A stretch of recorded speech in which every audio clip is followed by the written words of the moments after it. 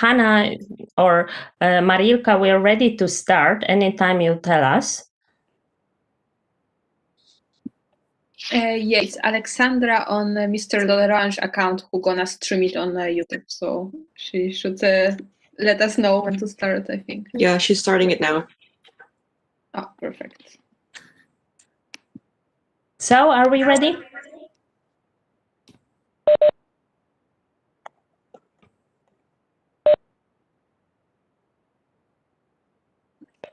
Yeah, we're on the YouTube page now, so we can start. Thank you. All right. So welcome all. It is my great pleasure to moderate this panel today with Dr. Maliaropoulou, who is a lecturer and researcher at the TUAS in the field of ADR, and also together with Hanna Falkiewicz and Marilka Wendy, who are our two students from International and European Law program, helping out with this event and many other events. Thank you so much for doing so. My name is Warwas. I am a professor in multilevel regulation and the director of the Center of Expertise Global Governance at TUAS. And I think we can start with the introduction of our fantastic speakers today, and then I will say a few words on the format of the event. So I will start with Amanda Lee, who is a consultant at Seymour's, a dispute resolution boutique in London, where she acts as arbitrator and counsel in domestic and international dispute resolution proceedings, with particular focus on the automotive, construction, finance, and waste management sectors. Amanda is admitted to practice in England and Wales and to the New York Bar. Amanda is also a fellow at the Chartered Institute of Arbitrators, a member of the board of Arbitral Women, a very important function and also very relevant for us today for the discussions on diversity, and the Global Advisory Board of ICDR Y&A, which is Young and International. She founded also Careers in Arbitration, and this is to support those seeking to develop a career in the field of arbitration. In addition to all these, during the COVID-19 pandemic, Amanda is also hosting or co-hosting Delos TAC Time webinar series. So welcome, Amanda. It's a real pleasure to meet you and to have you here in our panel. And I'm really looking forward to our discussions. Thank you. I'm honored to be here. Thank you. We also have Chris Campbell, who is currently a senior litigation counsel at Baker & Hughes with a focus on international arbitration.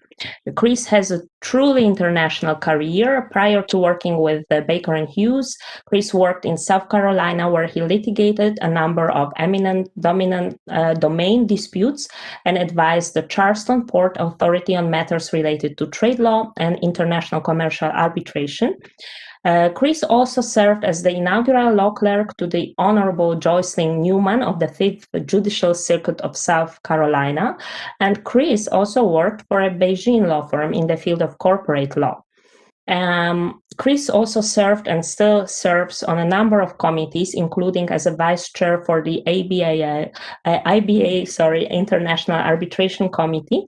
And last but not least, and that's a very interesting initiative, Chris is the host and curator of the podcast Tales of the Tribunal, which covers dynamic and intriguing personalities in international dispute resolution.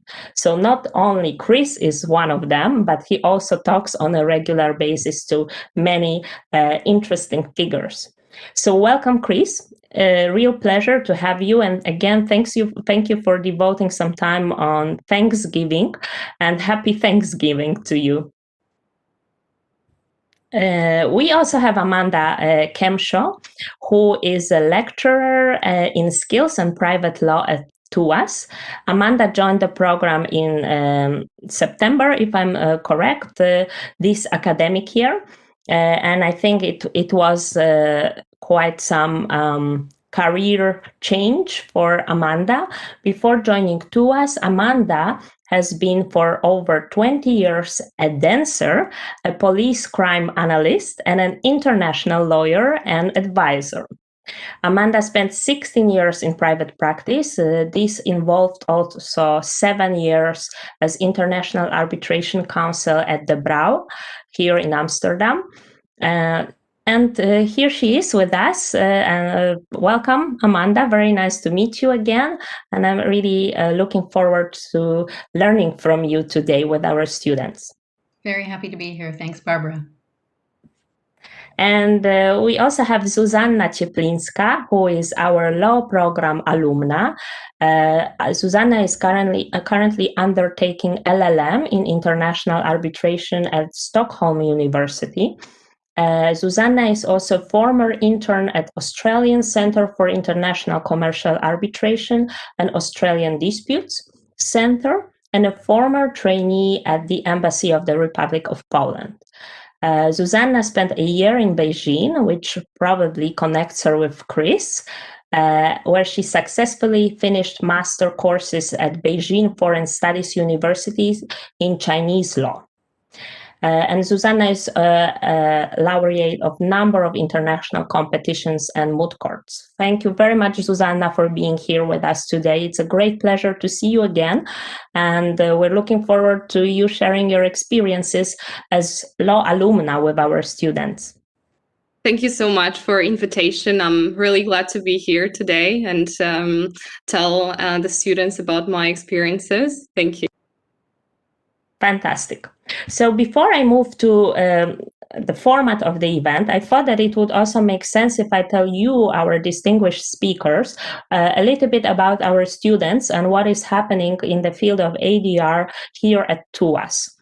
So let me just start very briefly by mentioning that our research group on multi-level regulation and the Center of Expertise is having a number of research projects through which we want to increase inclusiveness of contemporary regulation through ADR. So that's a very broad approach, but we really see ADR, especially negotiation, mediation, and also to some extent arbitration, as great tools through which we can actually increase diversity and social inclusion in contemporary regulatory work.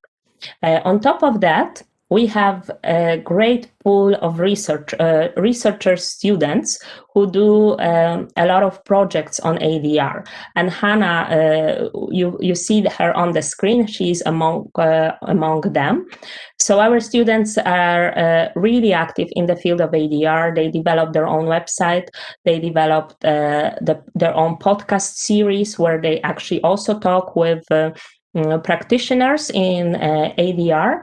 They also collect information on careers and internships in the field of arbitration or ADR, and they do many other things such as blog posts, for example.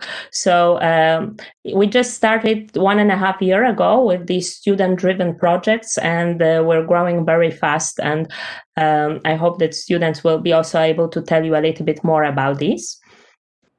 And last but not least, today we have a number of students joining us for this panel. So we have year 1 and year 2 students, those who only joined the law program, but also those more advanced. So we have a very diverse group, those who already know quite a bit of ADR, those who are undertaking a minor in ADR now, where we are teaching with Artemis right now, and those who do not know much about this field. So they are here to learn from you, and I hope that we can inspire many young individuals today to take their career path in ADR field. So I really am looking forward to giving the floor to you. So I will just kick off with my first question. So also to let you know about the format, we plan to spend the first hour on questions from myself and Artemis, and then the second hour will be devoted solely for the Q&A session, where students will be invited to ask you questions through live chat or directly. So feel free to do this, dear students. We are here for you today, and we really would like to answer as many questions as you may have. All right. So to the business. Question 1. I would like to kick off this discussion with a very general question. Why arbitration?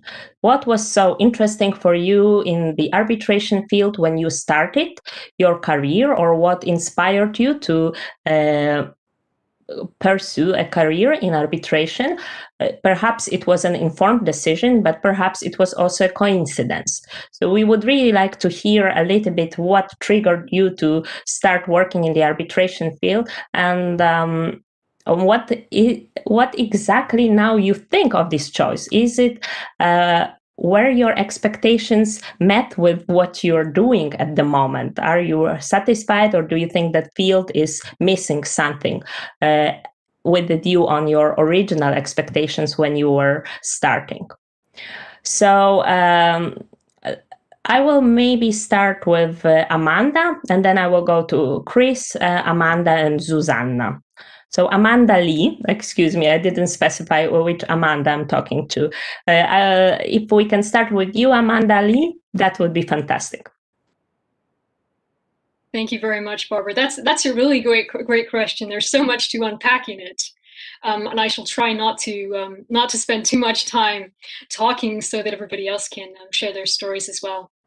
I sometimes wonder how I ended up in my current position myself, to be honest. I'm basically the living embodiment of the idea that you may not end up where you expected, but you'll end up where you're supposed to be. So at university, for example, when I was in the position that some of your students are in, I was planning to be an IP lawyer, and I was going to be the best darn IP lawyer that I could be.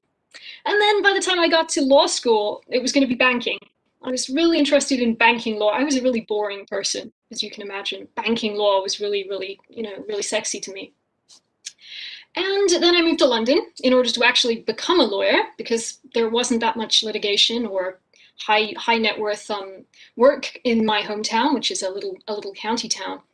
And I ended up joining a disputes boutique, and I became a litigator as a result.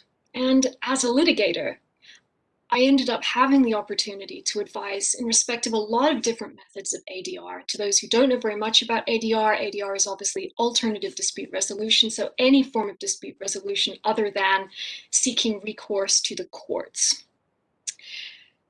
Mediation, for example, is strongly encouraged in England and Wales, where I first qualified. So I've been involved in quite a few of those in my time. Mediations that have been done in half a day, mediations that have taken 3 days, mediations that have reconvened several weeks later. There's a whole range of different ways to get involved in mediation. I've worked on expert determination matters, construction adjudication cases, cases involving ombudsmen, negotiations, that's part and parcel of being a litigator, of course, and I've done some non-contentious negotiation as well. And of course, I found myself now with a sort of primary focus on international and domestic arbitration. A few years ago, I started sitting as an arbitrator, and I began lecturing at the University of Law, where I now teach mediation and ADR, which includes a unit of arbitration as well. And so by this rather sort of practical route, I found myself working in this field, and nowadays I split my time between counsel work, sitting, teaching, and consultancy work, which includes, for example, working with innovative companies such as an organization called Arbitrator Intelligence that's working to make arbitration more accountable, diverse, and transparent. There is no typical week for me. Last week, for example, I had a two-day Privy Council appeal. I participated in 4 webinars, which may give the impression that all I do is participate in webinars, but it's still fun, even after the whole of lockdown. Chris has participated in a few with me, so he will recall the early days of our Careers in Arbitration Tales of the Tribunal webinar collaboration. I teach on a regular basis as well and write articles. I try and help the next generation of practitioners to find roles through my platform Careers in Arbitration, which no doubt I'll talk a little bit about in due course. And hey, for your students who are trying to pull together details of internships, get in touch with me, hit me up. I know quite a lot about internships, I can assure you, having developed very long lists for careers in arbitration. So that's a little bit about me, how I ended up in this field. It changes all the time. It never stops evolving. Disputes change all the time, and we have to keep coming up with new and innovative solutions. So with that quite long introduction, I will leave it there and turn the floor back over to Barbara. Thank you very much, Amanda. So just a follow-up question about expectations that you could have had or maybe had regarding the field. You of course mentioned that this is a very quickly developing field, and we have also new mechanisms. So from arbitration we start using more mediation in combination with arbitration and so on and so forth. So regarding your expectations, do you regret your choices, or are you happy to be in the field still? I think I'm still happy to be here. I'm really interested to see where I'm going to end up in the next 10 years. It really is a fascinating field to be in. The benefits, of course, of going into a field such as arbitration are that you're never going to get bored, because ultimately a lot of arbitration counsel end up sitting, they end up teaching, they end up becoming academics. So there's always something new to work on. And all of your related disciplines make you a better arbitrator, a better academic, a better counsel. So it's a sort of a field that keeps on giving, and it's also a wonderful community. The international arbitration community is a very supportive community.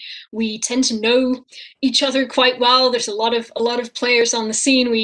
You get to know people, you build professional relationships that last a lifetime. So it is definitely a career that requires an investment of time, it requires an investment of energy, requires an investment of enthusiasm and dedication.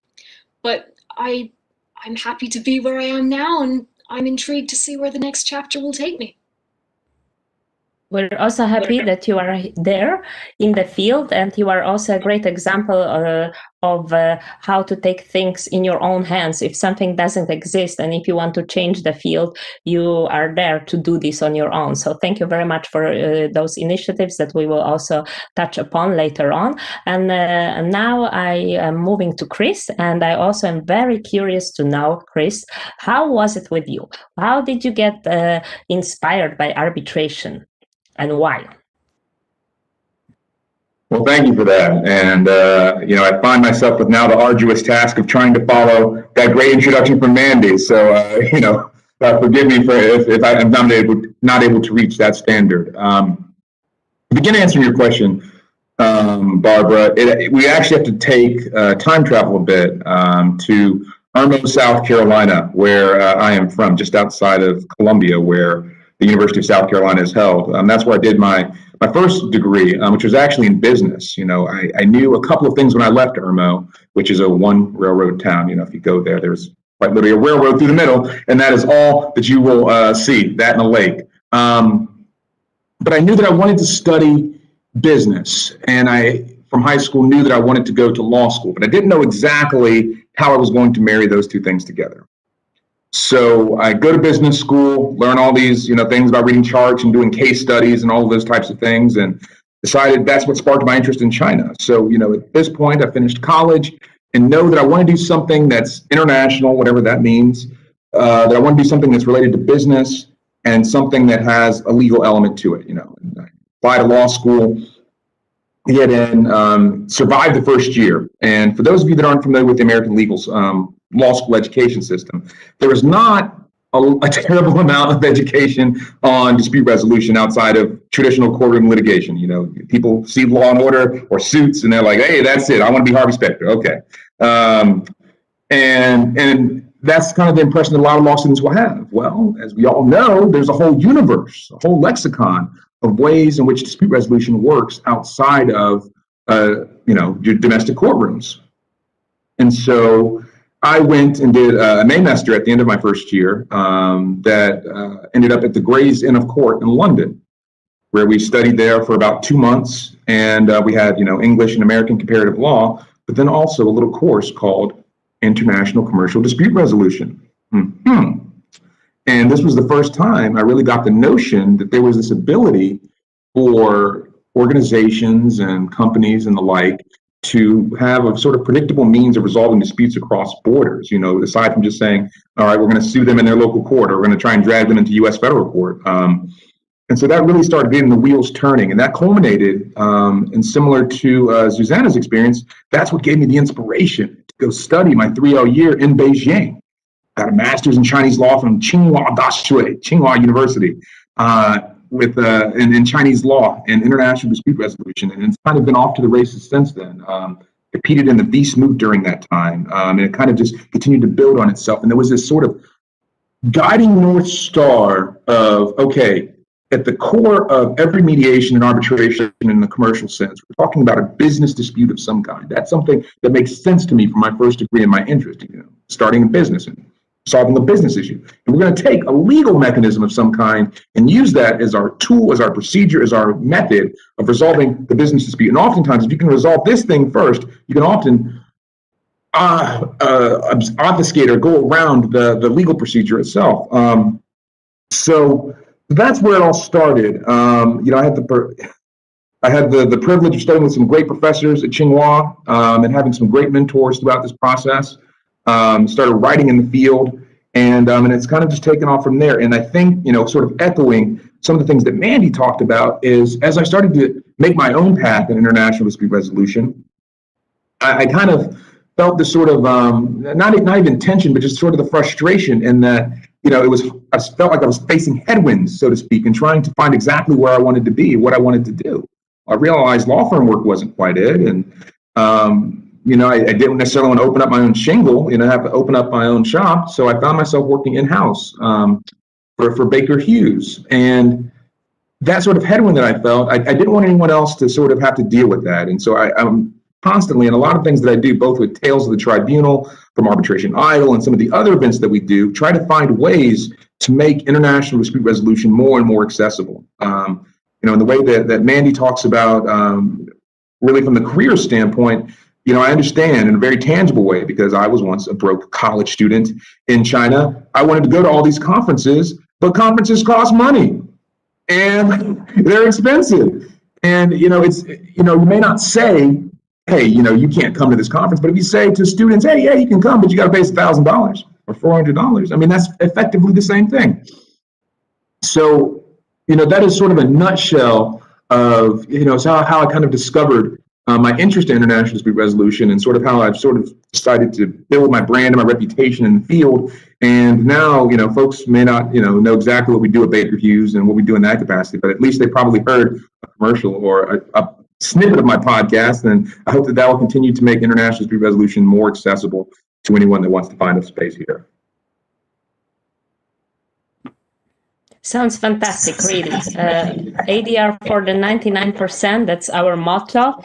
We really want this to be more accessible for students. Unfortunately, I believe it's still a little bit within the periphery of curricula too.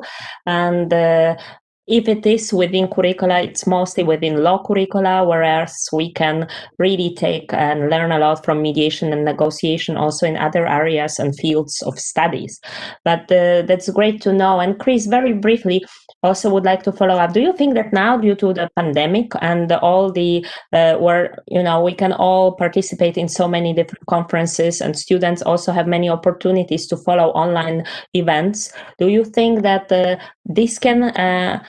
this horrible thing that we are experiencing now can actually have some positive impact on the field when it comes to accessibility? Yes. I agree. That's a very big question, of course, but yeah. Yes, I think this is a fantastic opportunity, even though in these unfortunate times that we find ourselves in. I think there are two things that go with that. And briefly stated, it's a unique opportunity to really sort of create your own brand and create your own value here in this case where we can't be in the same room. Whether it's, starting a webinar series, a podcast, you don't have to even do something as ambitious as that. You can just start writing little insights or little small articles on your LinkedIn. There are tons of organizations across the globe that would love for people to submit things to them. There are all sorts of ways that you can get involved. But the second part of that, and what I want everyone to take away from this, is that you also have to be careful to not overcommit, to not overextend. Because we're in a situation where there is literally an event at almost every hour of the day, and there are tons of projects that you can be involved in, it's very easy to sort of commit to everything, and then you realize you've got a ton of deadlines plus whatever it is you're responsible for your day job or for classes, and you don't want to burn yourself out. So yes, there's a ton of opportunity, and you should absolutely go for it, look for what's missing in the field and create it. And two, be careful and don't do too much. Thanks a lot, Chris. Now I'm moving to Amanda Kemshaw.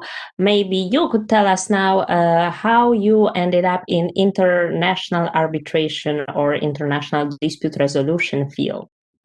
Absolutely, thank you. And being third, very tough acts to follow, Chris and Amanda, but I will do my best. In terms of my background, similar to Chris, you have to sort of step back in time.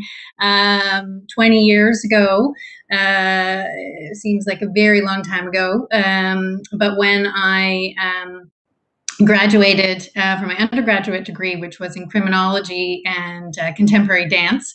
And I wanted to be a dancer, a dancing lawyer, as it turns out. And I danced professionally after I graduated from university. And then I ended up going and working at the Calgary Police Service in Canada as a tactical crime analyst. And while I was doing my CSI stuff at the police department, I worked on a first-degree murder trial and worked with the Crown prosecutor and really got into sort of the legal elements and thought, I can do this job. I should go to law school so I can do this. And so I applied to law school, ended up getting in. And when I went to law school, I was going to be a prosecutor, criminal law all the way, rah-rah criminal law. And I got into law school and I took everything. I wanted to learn everything. So I took tax law, business law, criminal law. And I ended up getting wooed by one of the largest law firms in Canada, which is a commercial litigation practice. And they convinced me by saying, oh, come for the summer as an intern and try it out. I know you want to do criminal law, but, just come. And to sweeten the deal, you can do an internship somewhere else as well, and we'll pay you as if you were working for us. And I ended up going to Australia and working at a legal aid clinic for underprivileged youth for half my summer. And the other part of the summer, I was in Toronto working for Tories, which ended up being the law firm that I worked at. So I ended up going away from criminal law into the commercial litigation field. And ADR, we were very lucky in my law school. We had a mediation course that you could take as an elective, which I took. We had restorative justice classes and also trial practice classes. So I sort of was getting into it right from the very start in law school. And when I got into practice, I ended up working on two very large cases, one for 3 years and one for 5. The first one was traveling all across Canada, negotiating with a team of lawyers for one of the largest cases in Canadian history, which was the Indian residential schools class action. And I was a second-year associate, and I was literally in every province of Canada with a team of lawyers, and I was one of the lead negotiators. So trial by fire, learning on the job, really getting into the negotiation tactics and working on a settlement of that very huge case. And the other one that I did for 5 years was a case that went to negotiation, mediation, arbitration process, where the mediator was also going to be the arbitrator, so a med-arb process. And I did, I think, over 50 mediations. So really got my feet wet in the ADR field in the first 5 years of 6 years of practice. And then also did a number of NAFTA arbitrations and that type of a thing, cross-border work between Canada and the US. And then things went sideways because I fell in love with a Dutchman and flew over to Europe. And really, the international arbitration element fell in my lap. I got over here. I took a sort of a sabbatical from my law firm in Canada, and just to try it out, and started looking around. And I heard about this law firm, DeBrouw, and ended up phoning the head of the arbitration practice there and said, maybe we can have a chat. And ended up chatting with about six or seven of the partners there, and saying, you need me with my trial expertise, oral advocacy, all the years of experience, in that field, and they agreed with me and hired me, and so I worked there for 7 years, and that it was really sort of more luck than anything else. I think the right timing, but also for me as a trial lawyer coming from Canada, I actually didn't think that I would be able to practice in the Netherlands, continuing to do that type of work. Except in the arbitration field, because of the fact that it's very similar in terms of the structure, doing examinations, cross-examinations, that kind of a thing. And it was really wonderful that De Brouw opened their arms to me, and I spent a great 7 years doing that. And then I decided I wanted to try something different, and now I'm with you and the rest of the students at TUS, and currently teaching legal skills classes, and private law classes, which I'm really enjoying. Thank you very much, Amanda. It really sounds fascinating. You are very modest also in your bio, and you have done so many great things, and we're very happy to learn about this. I would like to push you a little bit harder on this move into from private practice into the academy part. So could you maybe tell us why you decided for such a move, and was it why? Sure, very good question. I get that a lot. First from my partners at the law firm saying, what the heck is happening? But for me, one of the things that really drove me after a number of years in practice was working with the junior associates. So I was a senior mentor, I was a development manager in the arbitration practice, and I really wanted to work with the students and the junior lawyers on their skills, on their development. It was really important to me, and it became more of a priority and something that I got a lot more energy and joy from than the actual cases in the last couple of years of my practice. And it was something that was always a secondary priority at the law firm. First and foremost, clients. And for me, I was just really interested in development. So I actually, after I left the firm, I took some time off and I went and worked with a coach because I wasn't really sure what I wanted to do. And she kept saying to me, teaching. And I was, no, I don't think so. And then, a light bulb moment, I thought, you know what, this is really, what I like to do. And my parents are teachers, so I think I come to it honestly. And I was attracted to us because of the fact that it's an applied program, because of the offer of the skills classes, and really to be able to give that practical experience, which I hope I'm imparting to the students.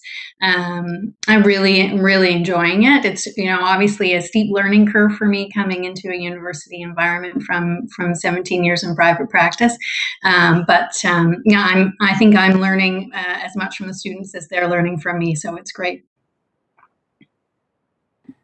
Fantastic. Thank you very much. We're very happy to have you at TUS, and I will already be following up with you on some projects. But that's after our call. So now I would like to move to Zuzanna. Zuzanna, can you tell us a little bit more what inspired you to further study arbitration? Yes, so unlike Chris and Amanda Lee and Samantha Kemschel, I'm still a freshman in the field of ADR. My adventure with ADR and in particular arbitration started when I was a student at the Hague University, and I actually remember your book launch, Dr. Warwas, on your book, and it was really inspiring. In my second year, I got into the Wismut team. I represented the Hague University in the competition in Vienna together with my colleagues from a year above. I remember I was actually the only second year student on a team. I would say that Wismut was my first step into this international commercial arbitration world. And for those who don't know, Wismut is an international moot court competition specifically focused on international commercial arbitration. I believe it is one of the most prestigious competitions in the field of international commercial arbitration. I still remember my long hours in the library with Unicitral, Model Law, and CISG. This is how it all started. The competition in Vienna was for sure a great learning and networking experience. I got to know some very respected and experienced people in the field during my time in Vienna, whom I actually crossed paths later on as well too. For example, while interning at the Australian Centre for International Commercial Arbitration, and also while pursuing my master's in arbitration in Stockholm. After all, I think I already noticed that it is quite a small world in the field of arbitration. So after my experience with this, I knew that I want to pursue my career in this field. And as already mentioned, in my third year of studies, I left for a year to do my exchange in Beijing, in China. There I also had a chance to network, to see how arbitration works over there, and meet some lawyers who specialize in arbitration and in that region, not only commercial but also investment arbitration. In the region, and from Beijing I flew to Australia for my internship at the Australian Centre for International Commercial Arbitration and also Australian Dispute Centre, where I spent 3 months, and I'm currently a master's student at Stockholm University. So this is my story. This is how it all started. Thank you very much, Susanna. Quite a path already. Congratulations, and it's really remarkable. Maybe you could, as a follow-up question, tell our students how hard or easy it was to get into Stockholm University, and how did you find this process? So I remember that I already had to apply around January. The application process is quite fast there in comparison to some other universities. But from what I remember, I had to write a cover letter. I had to write cover letter. I also need some references, academic references, to support my cover letter, and my grades transcript. I remember that I worked really hard for these grades in this last year throughout the whole program, of course. But the last year is also a chance to push it a little farther with the scores. So definitely study hard. And in general, I believe that the application process was quite smooth. So everything was quite nicely explained on the website of Stockholm University. I did not have any problems with any technical issues, and also the university itself is also very helpful throughout the whole process. So very informative and helpful for sure. Fantastic, Susanna, and we will learn more about your experience, I hope, later on. Just to mention to our students that Stockholm University provides one of the most prestigious masters in international arbitration in Europe. So if you are interested also in career in international arbitration, that's the master that you should have on your radar. All right. So thank you very much all for these great presentations. And now I'll give the floor to Artemis, who will ask you more intriguing questions. Artemis, the floor is yours. Thank you very much, Barbara, and thank you very much, everyone, for sharing your inspiring stories. I mean, listening to you, I said, okay, even if I had no clue about international arbitration, I would like to give it a try. Thank you so much for that. I think I will continue with a more specific question about international arbitration. So if you had a magic wand and could improve one thing in international arbitration, I mean, what it would be? Based on your practice and your research on this field, what is currently the most the most important, the most topical puzzle issue that you identify, and how would you respond to it? And I think I will start with Mandy. Mandy, how would you use your magic wand? Who of you wants to have a magic wand? I hope the magic wand is going to reach me very soon, because there are definitely things that I want to use it to try and improve within the field.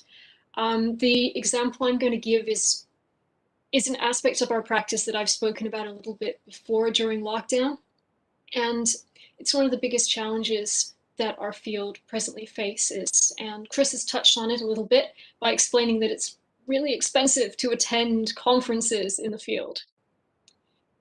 So as a profession, as a field, we need to do more to address socioeconomic barriers to those talented individuals across the globe who want to enter our field. Today's students are tomorrow's counsel and arbitrators, and the challenges that go back to the beginning of our legal careers have a significant impact on who we're going to be appearing for and who we're going to be appearing with in the future. So if I had a magic wand, then I would use it to encourage law firms, institutions, and others who employ those seeking to enter the field to think a little bit more carefully about what they're offering. We place a very heavy premium as a profession on things like unpaid internships or poorly paid internships, and that's a big barrier to entry for a number of candidates. We also place a premium on LLMs. So I would use my magic wand to try and make it easier for people who may not have socioeconomic advantages to enter the field. I'm conscious I may have been having some slight connection problems, so I'm not sure how much of that you heard. I heard you very well. Thank you very much for sharing your perspectives and for highlighting such an important issue. Amanda, would you like to share your views and tell us what would you do with this superpower if you had? What would you like to change in the international arbitration field? Well, I think what I would like to touch on, I think, is a little bit about diversity, and it's something that at least in my practice, what I pushed a lot for in terms of as a practitioner and appointments of arbitrators is pushing for more women arbitrators, equal representation, which is obviously a movement that has been going on for a number of years, but something that was still, at least in my practice, very slow to catch on. In terms of, and not only obviously male-female diversity, but different cultures, nationalities, in terms of arbitral panels, more representative of the world. I mean, if I had that magic wand and I could wave it, that's definitely an area that I would tackle, which I think is so necessary in an international environment that it's reflective, that arbitral panels and bodies are representative of the world in general. So that's what I would do. Thank you very much, Amanda. Chris, would you like to share with us your views about the main issue that you identify that it's a real problem in international arbitration, and what do you think we can all do to deal with it? Sure. Well, the two Amandas have spoken on the things that probably take up a large amount of real estate in my mind, so I won't mention those again beyond to just say I echo those sentiments exactly, especially as it goes to ethnic and cultural diversity. And, we consider how diverse and how vast the world is and how many different regions there are and how many different client needs there are. And we don't need to have, and I say this as an American, we don't need to have the same American firms over and over again. We don't need to have the same European firms in areas where local counsel might even be better served serving the client. So I would say that is at the outset. I think the two other things that I would mention are first, a little bit more, ambition or willingness to be a bit more progressive in an already really conservative field that is law, and then especially international arbitration. There are many tactics as it goes to business development, imparting information, just organizing information that are commonplace in a lot of different fields that we just don't see in law because it's too edgy and it's too dangerous. But even things like, explaining how international commercial arbitration works. I mean, if you Google that, you might see, a couple of articles from a law firm, and they might have an infographic, and that might be it. But, if you wanted to do that same sort of idea with understanding, let's say, finance or something like that, there's probably some sleek videos that are put together, or there are people that really explain it and put it on a very basic level for you. And I think if we think about the broader issue of making it so that students and new entrants into the field can understand what the heck international commercial arbitration is and what does international dispute resolution mean, I think the first step is really organizing that information well. So a lot of the things that I advocate for and that I suggest and encourage people to create are those types of things that just say, okay, what is one really narrow thing of international arbitration, and how can you make that more plain and more clear, less opaque? Number one. Number two is kind of an offshoot of both, I think what all of us have been talking today, and that is sort of investing in those coming behind us. I think one of the things that it takes to make a name for yourself in international arbitration, to be where you want to be, is having that helping hand up. And I think most of us at some point have had someone like that. I know I certainly have. And if you don't have that, it's almost virtually impossible to do. And I think that we as people in the field have to continue to own that and to encourage our peers to be involved in that process too, because there's tons of folks that want to be involved, and it's not like there's a shortage of things to do in the field. So let's bridge that gap and help folks get to be involved if they want to be. Thank you very much for your inspiring observations. Thank you so much for that. Now I would like to turn to Susanna. Susanna, you decided at a very early stage to specialize in international arbitration. So during your studies and your research in this field, what is the main thing that you would like to improve in international arbitration? Well, I think that I will refer to actually the current problem with the pandemic. I'm studying at the moment remotely and participating in all my seminars and other activities online. And I actually have just finished the mock arbitration. It was a really amazing experience, even though it did not look like it always does. It still was a great success. And actually, mock arbitration is one of the most exciting parts of the program, I would say. Students are supervised by three big law firms. I was actually under the supervision of Baker McKenzie lawyers. I was representing claimants in the proceedings. So we were representing a Swedish company against a Russian oil company, and the arbitration was conducted in accordance with the SEC rules. So these were actually really intense 3 weeks for me, weeks of drafting submissions, briefs, preparing for oral hearings, for cross-examinations. At the end, I must say that even though the experience would probably be very different if it could take place there in Stockholm in the law firm, but I think that the way things are organized in the online setting, it's working really, really well, and I cannot complain.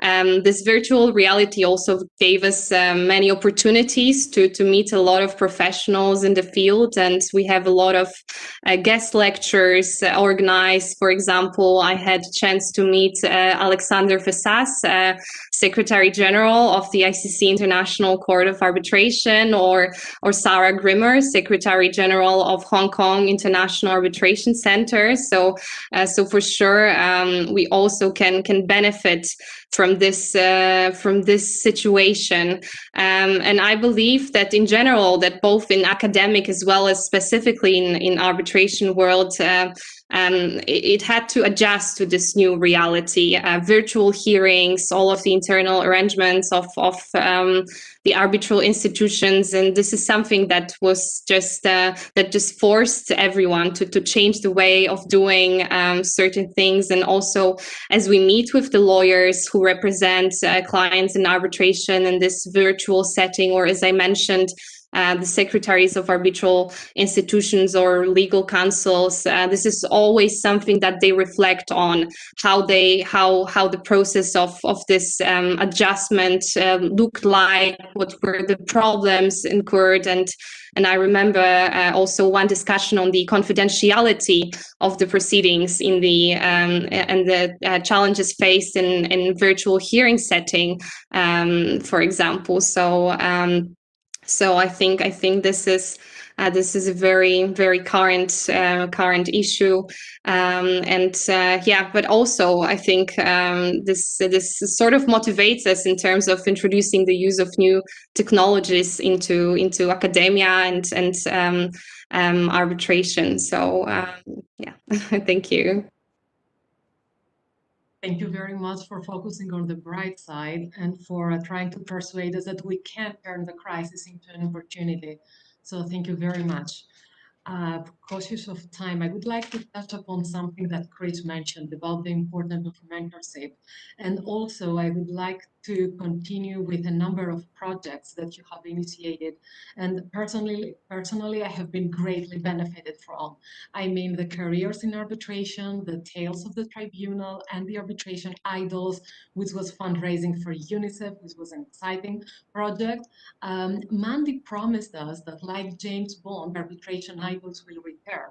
So Mandy and Chris, could you please tell us how they all started? What was the trigger of your work that promotes community spirit in times of crisis and beyond? If I may use the Clue Arbitration blog's excellent title for your work, and of your cooperation and how you organize these projects that really spread knowledge to ADR practitioners across the globe, with a special focus on the younger generation. And Amanda, you also mentioned about mentoring in the context of a law firm. So I would like you to elaborate more on that. I would like to start with Chris. Chris, the floor is yours. So actually, I think the person that was sort of the brainchild of, or the inspiration for Arbitration Idol may not be on the call.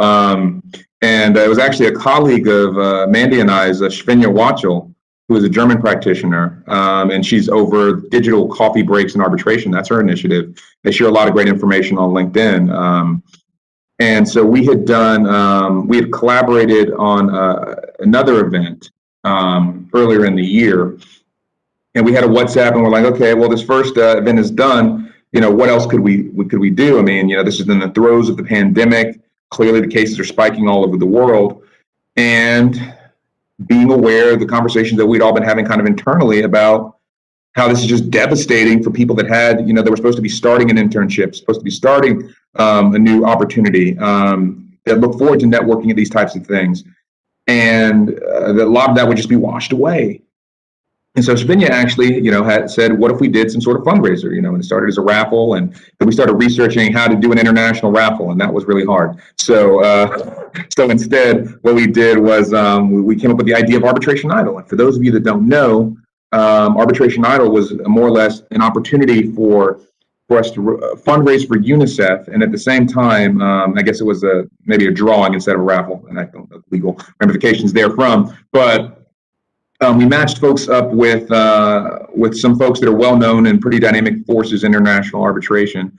And when we reached out to them, you'll be surprised perhaps to even hear what some of their thoughts were. First, they were all immediately ready to jump in and help.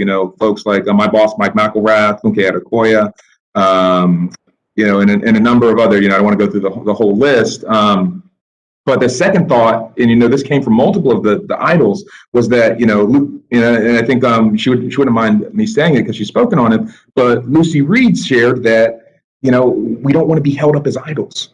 That's not how we want to be perceived, and that was well heard. Really, the only reason we even called it Arbitration Idol is because at least me, I'm old, and I remember American Idol, the popular American singing show, and it was kind of sort of a punny sort of name. So that's how we arrived at that, and it was kind of an easy branding thing.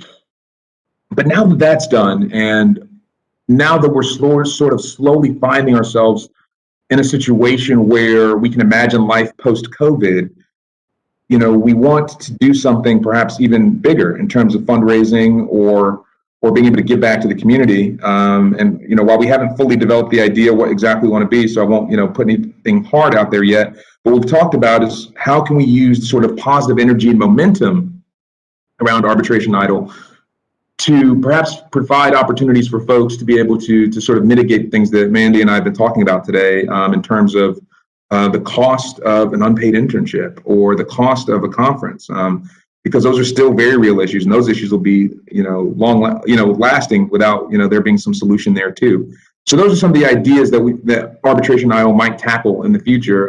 But for sure, there was a lot of when folks finally understood that it wasn't actually a singing competition, because I don't think nobody really wants to hear me sing. They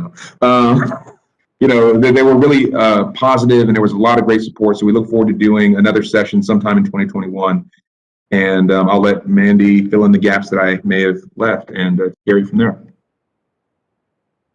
I really want to hear you sing, Chris. I've got to say that. Well.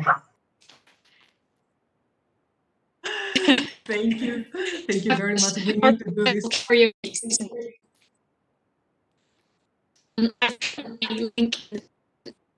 Yes. All right. I tried to put a link in the chat to Svenja's digital coffee break in arbitration.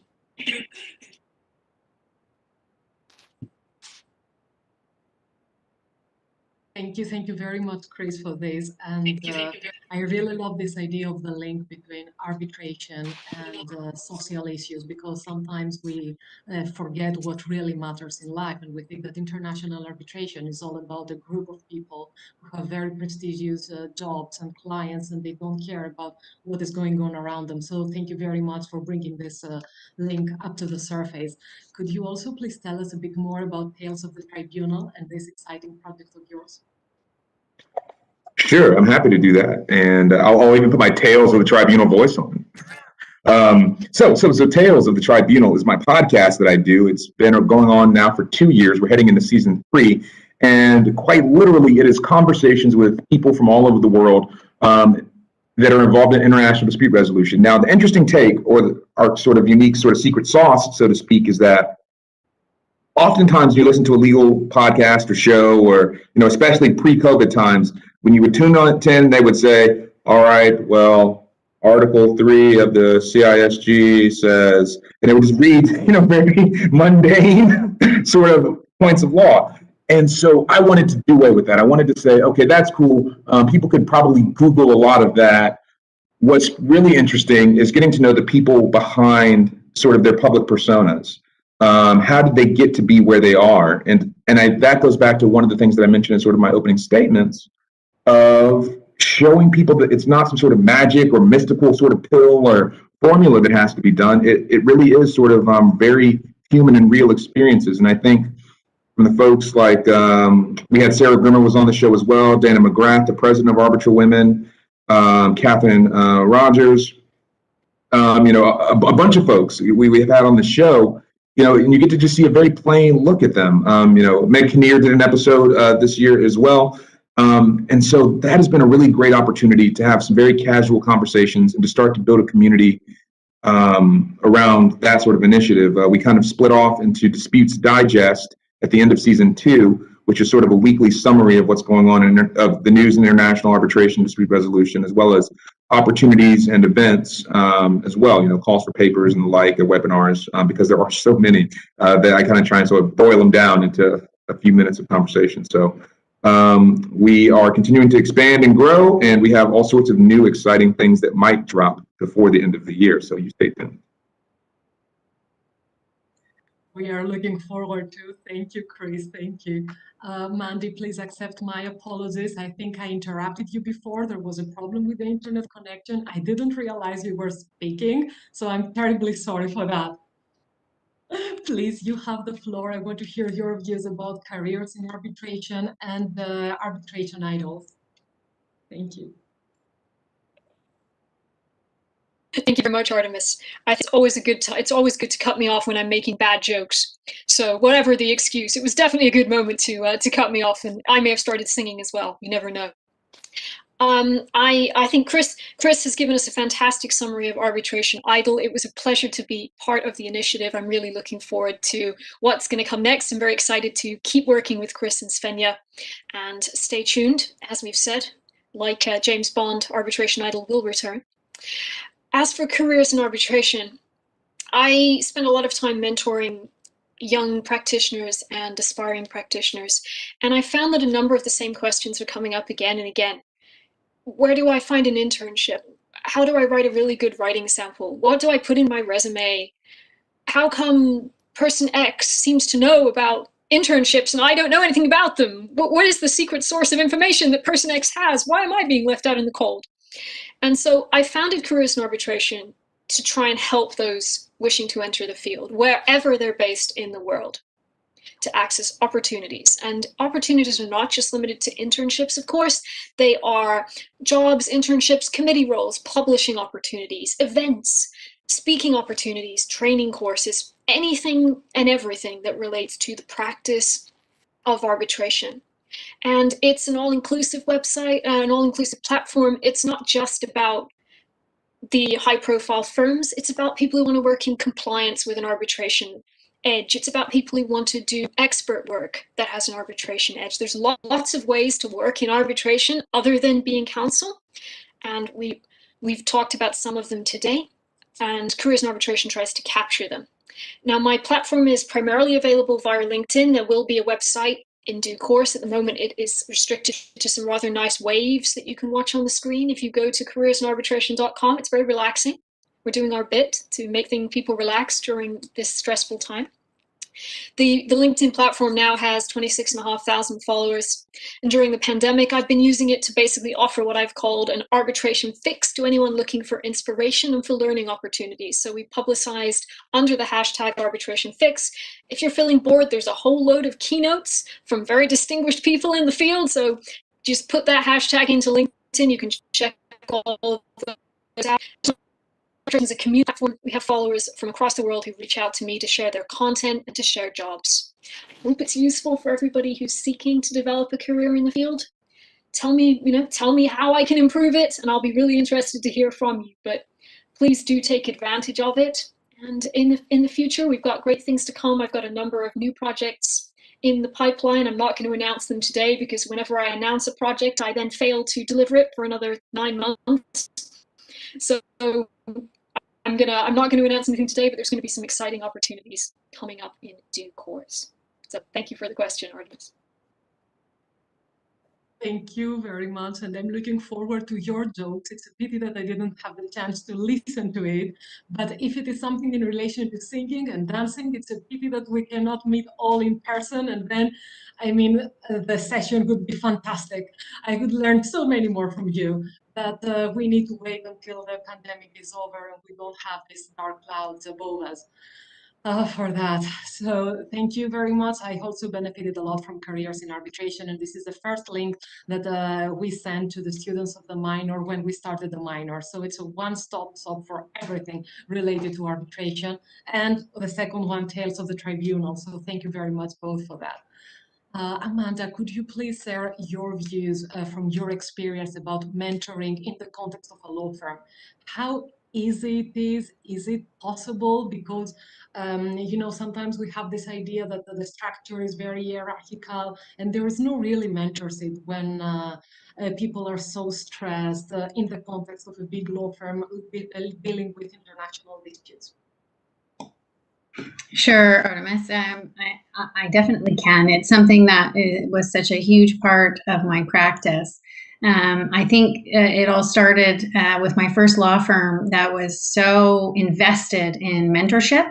When I arrived, from the very first day I arrived as a student, as an intern student, I had a junior mentor and a senior mentor. So a junior mentor was someone who was only a couple years senior to me, who I could ask all my stupid questions that I didn't feel comfortable asking a senior person. And then I also had a senior mentor.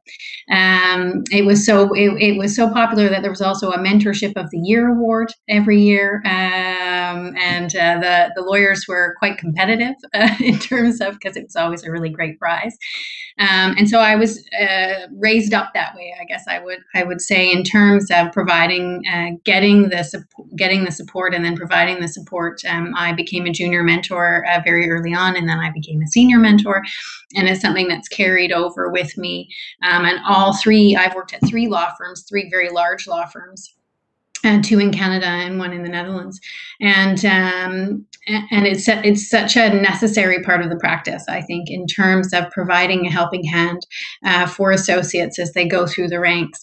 And I mean, not everyone is perfect at it in terms of mentorship, but it's something that, because I had such fabulous mentors when I started out, that I really wanted to invest the time and energy into it. And I hope that my mentees still think of me fondly. I know some of them still reach out to get advice and for reference letters and things for applying for PhDs and that sort of thing, which is always fantastic to keep in touch with them that way. But yeah, the majority of firms, at least the large firms that I know, do have some sort of a mentorship program. I would say to students, when you get into a law firm, if they don't have it, ask for one. Be proactive and say, I really would like to have a mentor. What happened to me when I arrived in the Netherlands is I asked for one and was given one, and it wasn't a good click. So if you don't have a click with your mentor, don't be shy to say, I'd actually like someone else.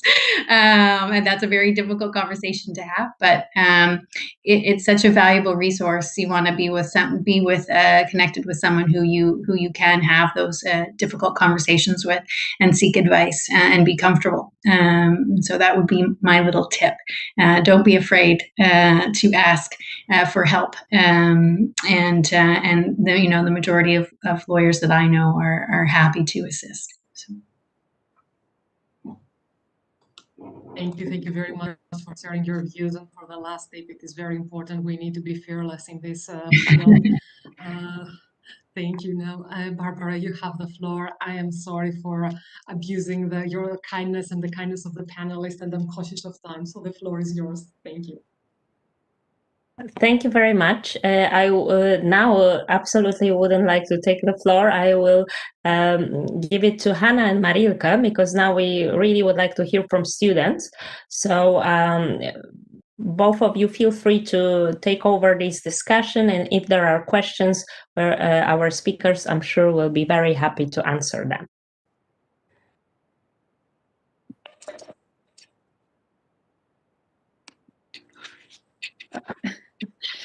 Okay, thank you very much.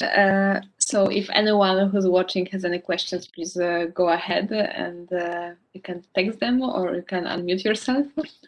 And firstly, we have 2 questions that are pretty similar from YouTube stream.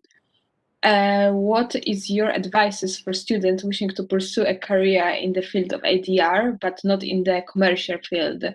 And the second is what additional qualifications are required to have the international arbitration career, and if there should be any law practitioner of specific country to start such a career.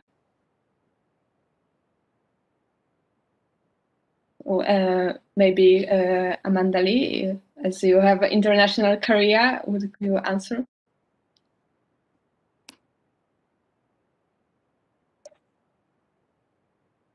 I guess my perception of what additional qualifications might be required is possibly slightly different to that of others. I don't have an LLM. It's not unusual in the UK not to have an LLM and to be a lawyer. A lot of people who practice in this field internationally do have LLMs.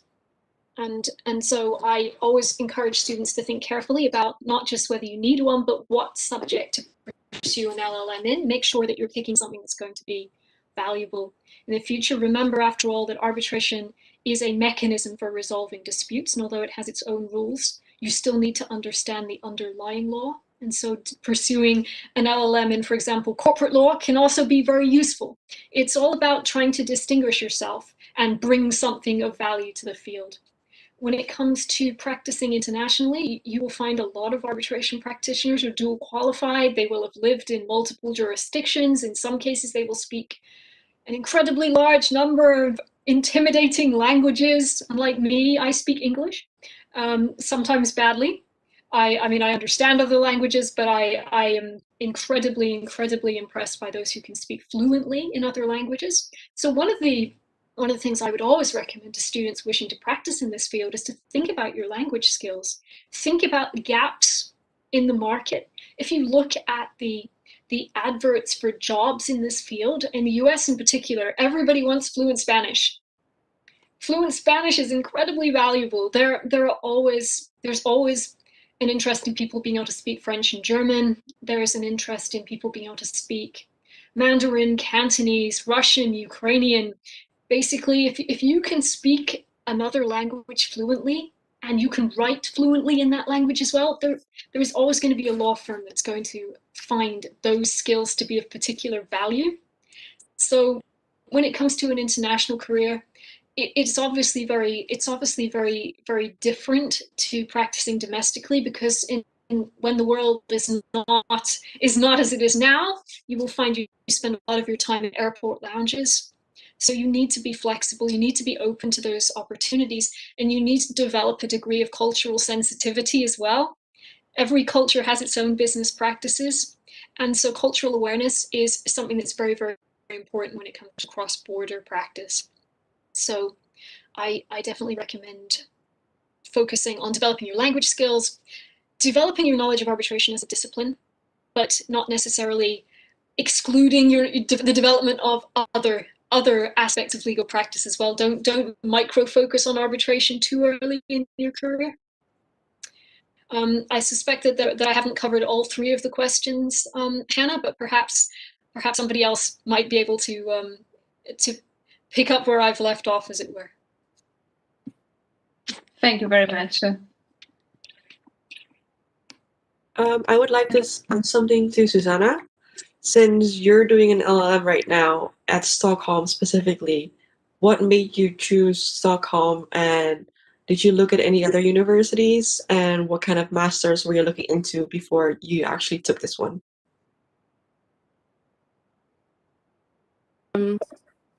So I actually was only considering the ICL program. I applied only to Stockholm University. I was doing my research, of course, in the opportunities in international commercial arbitration in terms of master degrees, and this program seemed to be the most appealing to me, especially that this is a leading program in international commercial arbitration. So I definitely was very sure that I want to pursue my masters over there in Stockholm.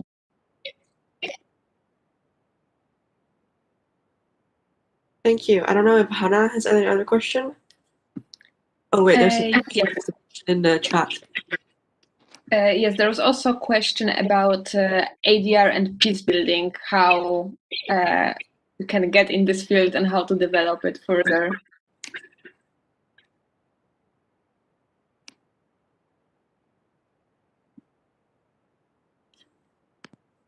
Which one was that? Sorry, there was about ADR and peace building. I don't know who would like to answer this one. Is that the one from Alexander Wiest? I don't take this with a grain of salt. I don't have any specific knowledge as to that, but I'm happy to give some conjecture. So first, something that a few of the speakers today have mentioned is the vis moved.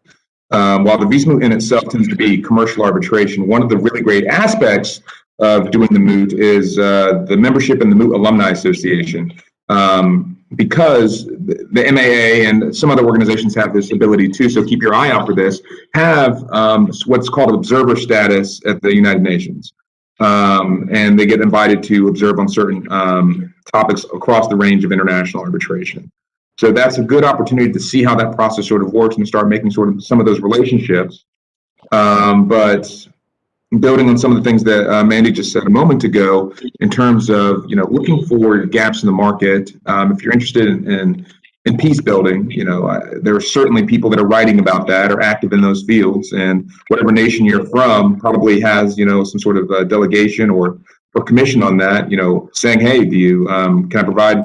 Can I do some research for you?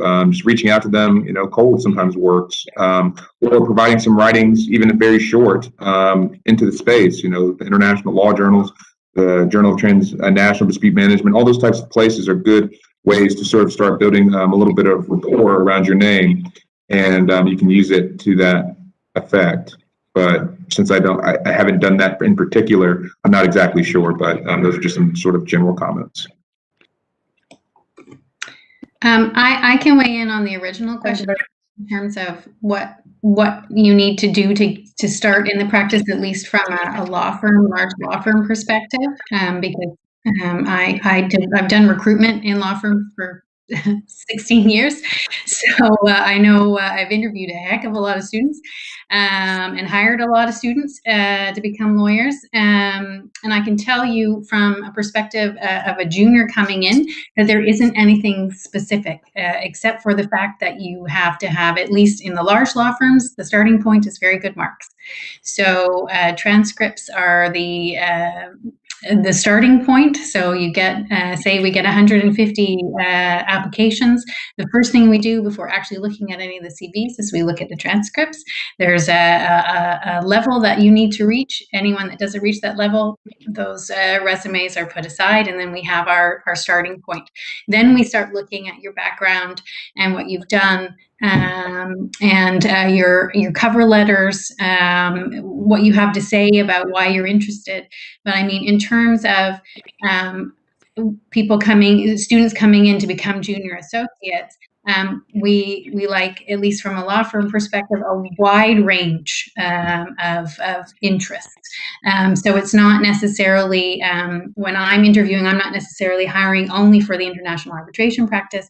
I'm hiring for the firm as a whole, because what's going to happen when you come in is you're going to have to do rotations, at least from a large law firm standpoint. So you're not going to get to stay in arbitration the whole time. It may be your first choice, and you'll get to do a rotation in arbitration, but you're also going to have to do a rotation in another area of the law firm. Yeah, at De Brouw, you have a 3-year program as a junior lawyer.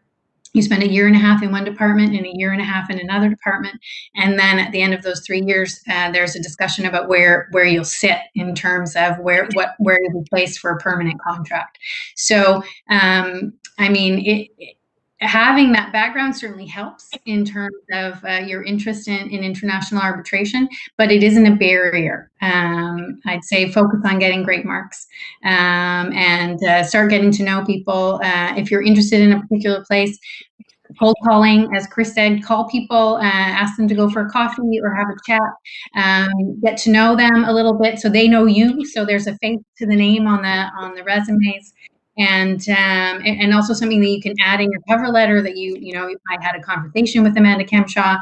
If you made the firm sound so wonderful, I can't think of wanting to work anywhere but there. A little flattery always helps. But it is in terms of a starting point. There isn't any particular area of study that is a stronger, and it makes a stronger candidate or not, at least from the standpoint of all of the years of recruiting that I've done for 3 different law firms. Thank you. And I also have a follow-up question to that, whether being a barrister is necessary for the career in ADR, which some of the international law students may be interested in, especially.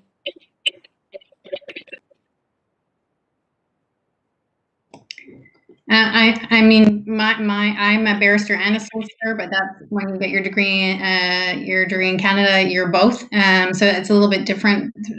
Perhaps Amanda, from the UK perspective, can talk about that, but I think it would depend on the jurisdiction. Thank you. Hannah, if I may just follow up on this question, because I know that from the perspective of our students who take the minor, they already come to a different jurisdiction because we have many foreign students, and they sometimes get quite disappointed that they cannot go directly into the arbitration practice because they still have to go back to their home countries or go somewhere else to qualify. So I think the question is more broad. It's about the law degree and the legal qualification. And of course, in some countries, it takes quite a few years to become a lawyer. In some, it may take less than that. But I think that I would like our students to be aware of the fact that these two things, law degree and the law qualification, is quite important in international arbitration too. Because as Amanda Lee mentioned, you really have to know the underlying law. And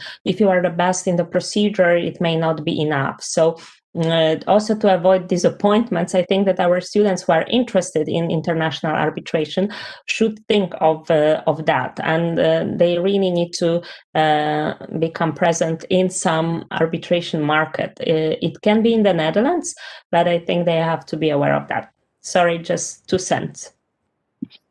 Thank you very much for the clarification. We have also Anna Vikovic who wanted to ask the question, so please go ahead. Hi, my name is Anna Ivkovic. I first just wanted to say thank you so much for being here today. I've learned a lot already from all that you guys have said. And so my question might be a little bit more specific, but it's about like, working in the field of ADR. I am an Indonesian Serbian student here. I'm not an EU national, but I want to try to work here in Europe, not in my hometown. So I wanted to ask, maybe from your experiences, how do law firms usually react when they are, when people are applying and they are not a national? Would you say that they prefer nationals over, international people?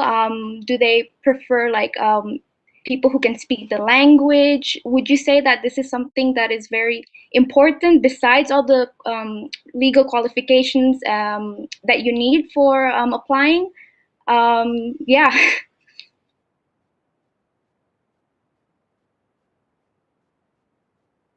Well, I'll just make one quick comment, and I'll probably hand it off to Amanda Kimshaw because she's had more experience in doing recruiting. I would say take a step back, right? And this is sort of the sort of business thought process to the world of law. In a very tangible way, law firms at the end of the day are business. They're selling legal advice, and the lawyers are the ones that dispense, make that product. So in a very tangible sense, if you're applying to a law firm, and that law firm only works, I'm just going to pick a country, only with German clients, and they only work on German matters, and they mostly work in German law, then it's going to be difficult to come in there if you only speak English or you don't speak German at all. So when you approach any law firm or any organization, whether they be multinational or not, what you've got to understand first is, what do they do? What do they do day to day? And do you have a skill set that aligns with that? Do you have something of value that you can offer them? Because, okay, let's say the same German law firm, but let's say they do have a few clients or a few things that they might do in Serbia, or maybe they've got some tie to some other thing that you do, or maybe they really have a very specific, telecom or, commercial arbitration sort of background. Well, you can go to them and say, hey, I know I don't have your typical profile, but I know that you are active here and you do a lot of this kind of stuff.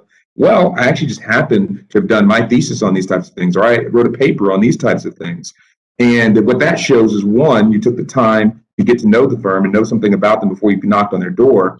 But two, that you're coming and having thought about how you can bring value to them. Because, of course, you want something from them. But more importantly, if you're putting their thoughts first and saying, hey, this is some way that I can add value to you, that's a way that you can have a productive conversation from the outset.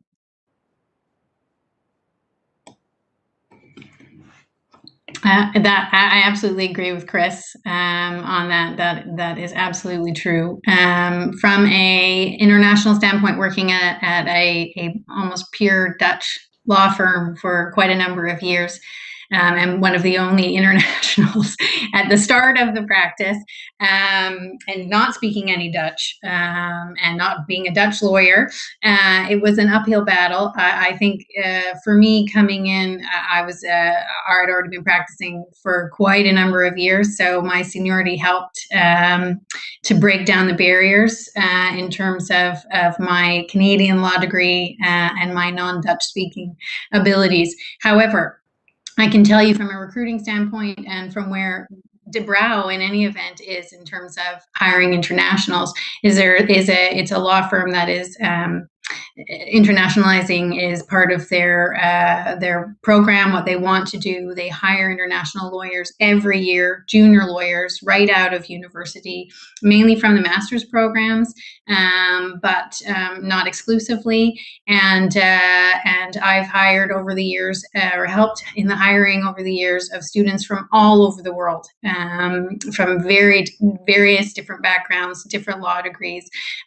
One thing that they had in common, the majority of them, is that they had done a master's in the Netherlands, and then wanted to stay. So that was the common link, but that also wasn't necessarily the case for every hire.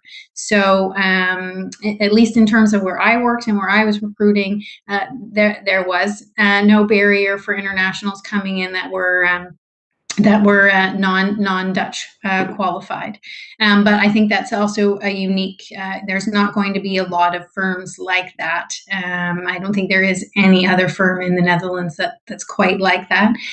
So I agree with Chris in terms of really taking a look at the different places that you would be interested in and finding out what they do, doing your research and looking at whether or not you can add value and whether or not you really want to work there. So part of the process is also for you to figure out, where do I want to devote my time and where am I going to learn from? And so that's part of the process as well for you. But, it is doable. You can do it. And I look, and I can, talk to you in class about it further if you like. Thank you so much, Ms. Amanda and Mr. Chris. That really, really helps, even though it might have been kind of a stupid question, but it really helps me with thinking about it. So thank you. Not a stupid question at all. We have some questions in the chat, and I would like to invite the people who asked them to unmute their mic and ask them in person. If that's possible, that'd be fun. So we have a question from Nadim and Alexander. So if either one of you wants to speak up, you can take the floor.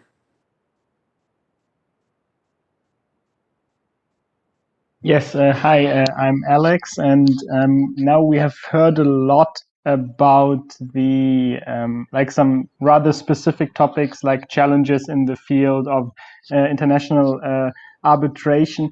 But could one of the speakers maybe explain to me how, for example, the preparation or the course of an arbitration case is different from that of an court case? Because of course in university we usually talk about court cases, but how to prepare and how to conduct arbitration, that is not that much talked about. So some insight would be very helpful. Thank you.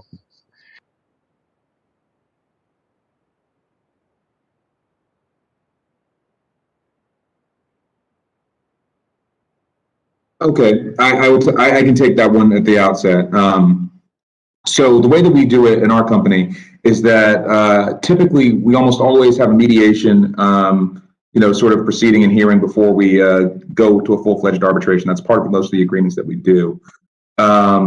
Typically, we do a pretty extensive fact-finding sort of exercise. They can take anywhere from 3 to 6 months before we actually decide or make the decision to go into an arbitration. Oftentimes in parallel to that, you will see a bunch of negotiations going back and forth between the parties, And eventually they're becoming sort of a point where we decide either we want to pursue someone into arbitration, or we will say that we're not going to make an offer of settlement that will be sufficient to resolve the matter. So we accept that the other side will bring an arbitration proceeding against us. From my experience in litigation, typically, and this is more in private practice, a client would show up, say, hey, here's the case that we think we have.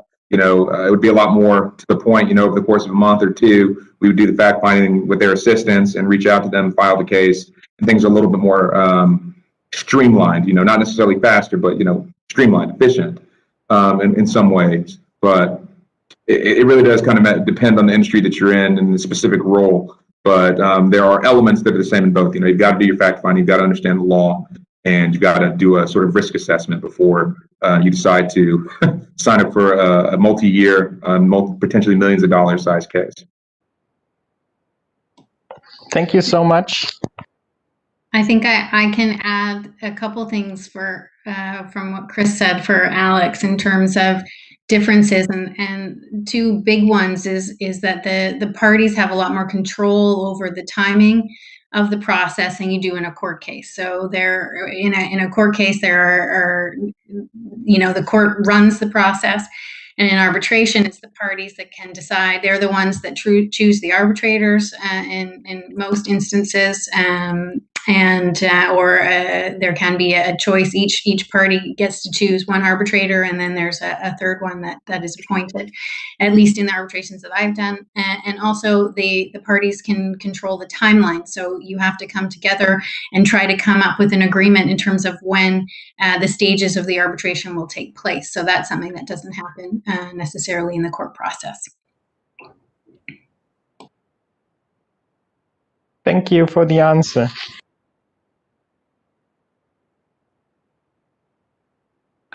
We still have Nadim, if he wants to take the floor and then ask the question.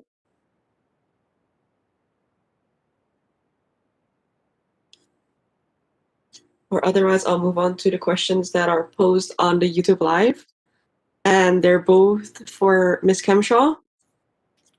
So the first one is, was there a big difference between the ADR in Canada and the Netherlands? And the second one is, were you required to follow a course before entering into the teaching field?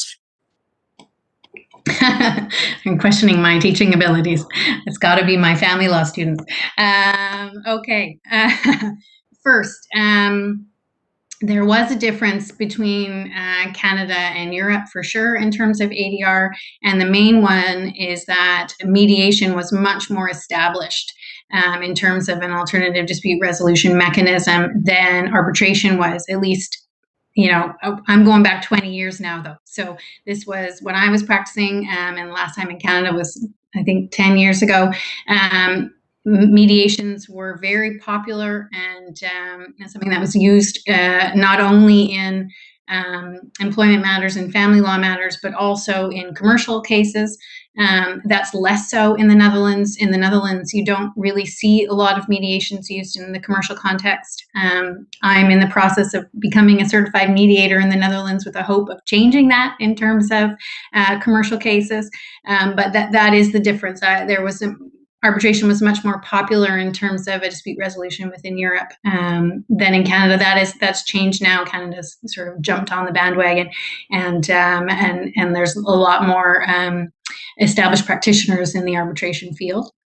In terms of my teaching, having a course in order to teach, I'm required to do a teaching certification to work at the university. So, but that goes on while I'm actually teaching. So I don't have my certification at the moment. Yeah.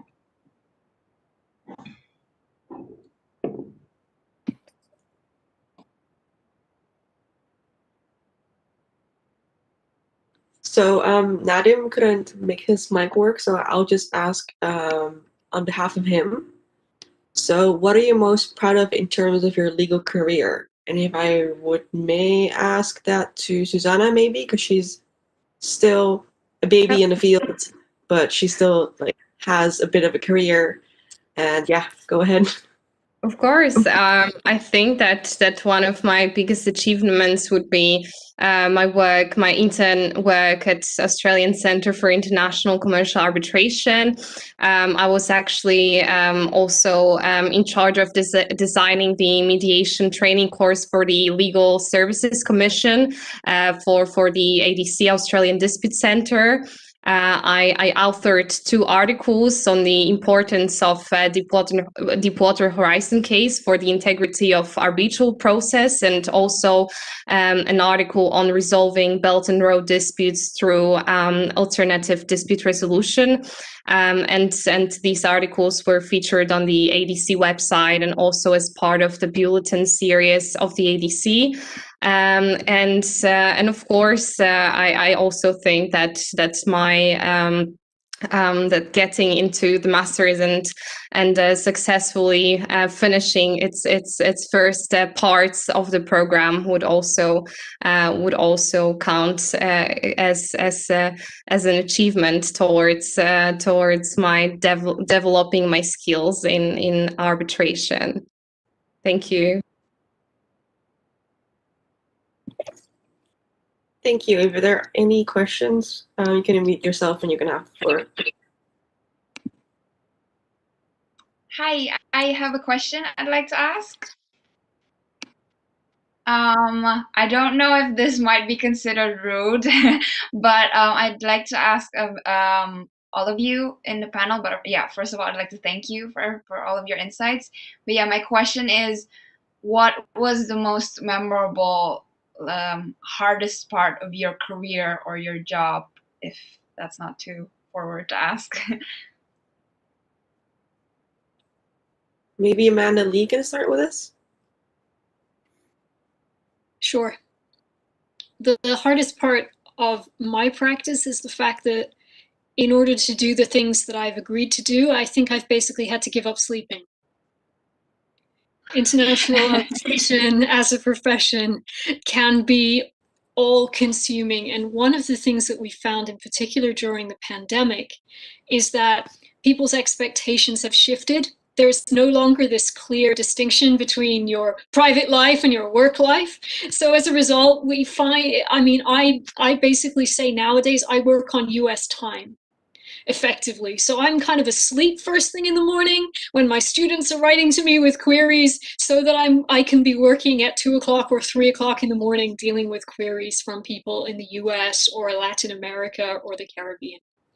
So enduring that sort of lifestyle for a prolonged period without allowing it to completely jeopardize your personal health, your personal relationships, your mental health is quite a challenge. And so, although it's a very sort of practical point, it's something you really do need to bear in mind if you want to be successful in the field. It takes a lot of work, takes a lot of dedication, and it takes a lot out of you personally.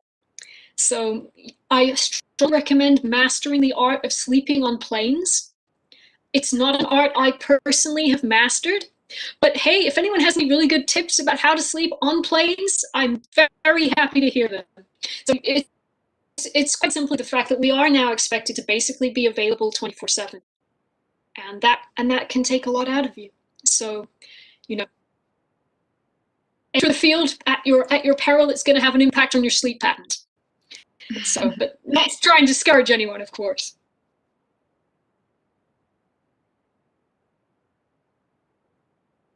If anyone would like to add on to that? Chris, do you want to go, or do you want you go ahead? I'll go at the end. I was trying to motion, but I wasn't sure how I was coming across. Well, what I will say is that, Mandy, I can assure you as a client, we are not these types of 24/7 folks. So, in spirit, we can say, we don't demand our attorneys be available 24/7. But yeah, I think that's an interesting question. The most difficult sort of thing that you've had to deal with. What I'll say, Celine, and I can, be a little bit forthcoming. It's a forthcoming question, so I'll be pretty transparent about it. I think you have to some extent, get comfortable with being uncomfortable. And as much as that sounds like a platitude, when you're graduating law school and you're talking about the kind of things that you want to do, you want to work in a field that's already pretty niche. The plain fact is that until recently, I literally could count on one hand how many Black men that I knew that worked in international arbitration. So not having a clear path or knowing exactly sort of what success looked like in that regard is something that's just difficult. And so you have to be willing to say, okay, well, you don't know someone that looks exactly like you, that has done exactly what you've done, but there's some other ways in which you can connect. Maybe they, were an outsider to law as well, or a first generation law student, or they have a more business mindset, or the types of things that they're interested in, sort of in the periphery of law. Those are the types of things that they help you build those sort of relationships. But yeah, I think that goes to the point of building and developing your professional identity, whatever you want that to be and however you manage or imagine seeing yourself as a professional. I think those are difficult and challenging things. And when you don't have a clear idea of what that looks like from someone that's gone ahead of you, I think that was really difficult when I was first starting my career. But you start to figure that out, and then, you find other sources of, inputs in that regard, and those become sort of the folks that, or the models that you might follow. Thank you. For me, I'm going to give you a personal story in terms of, I think, what was one of the hardest things in my practice, a moment in time that I still think back on and think, my goodness.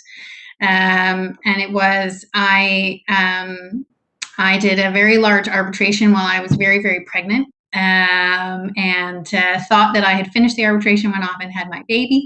And during my maternity leave, the arbitrators came back and said, we've decided that this particular topic is actually the center point of this case, and we want you to come back and argue. And the point was, it was a contract dispute originally, and it turned into a Romanian inheritance law topic, not my area of specialty. And so I came back from maternity leave and got on a plane. Speaking of Amanda's plane stories, I got on a plane to Bucharest and left my little baby at home and met with several experts in Romanian inheritance law to basically immerse myself in that, so I knew what I was talking about, and then I used them as experts in the arbitration. Came back to the Netherlands and argued a 2-day arbitration case on Romanian inheritance law, and it was a marathon, a whirlwind extravaganza, but I'm proud to say we won the arbitration. I was very, very pleased with myself. So despite the fact that it was, and my team, despite the fact that it was a very difficult process, it was also really rewarding. And that's one of the things in arbitration, I think, is that, at least from my experience, is that I have learned so much in my practice. It's a lifelong learning process. I've done arbitration cases involving Romanian law, Swiss law. I did a Thai arbitration. You're constantly learning new things, new laws, new jurisdictions. It's fantastic. And I would highly recommend it for anyone that is interested in a career of lifelong learning.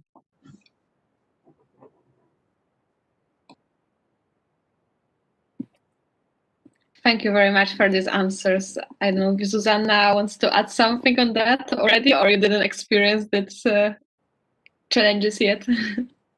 Well, I can recall a couple of times when I had to pick up the phone at the Australian Centre for International Commercial Arbitration, and we be very careful on what am I saying. I had to follow, of course, the procedures. I had to get familiar with Hague arbitration rules. So I always needed to be very aware of what am I saying in that particular phone call with someone who is interested to submit a request for arbitration to the institution. So that may be sometimes stressful and challenging. So definitely I could give this as my experience. Thank you so much for all your responses. It was very inspiring. Yes, and thank you, Celine, for the question. And we have also a few questions already on YouTube. One is from Todoris, who asked whether an individual can argue that ADR undermines the purpose of the law in some instances. What is your view on that?